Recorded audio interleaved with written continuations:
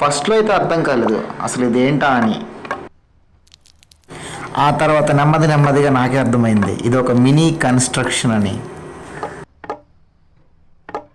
చూడండి ఆ చేసే విధానం, ఆ ఆర్టిస్ట్ యొక్క గొప్పతనం,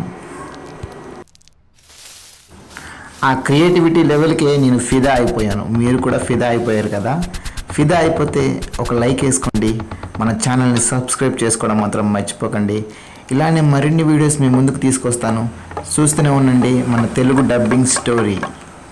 చూడండి ఆ ఇల్లు అయితే స్లాబ్ అయితే క్రియేట్ చేశాడు, అక్కడ తీగలను అయితే సెట్ చేశాడు అనమాట. తర్వాత మళ్ళీ దాని మీద సున్నాన్ని అయితే పోసాడు. పోసిన తర్వాత అది ఎండిన తర్వాత మళ్ళీ దాన్ని తీసేసరికి చూడండి ఎంత అందంగా కనబడుతుందో ఇల్లు. మళ్ళీ దానికి డబల్ క్రియేషన్ అయితే చేస్తున్నారు.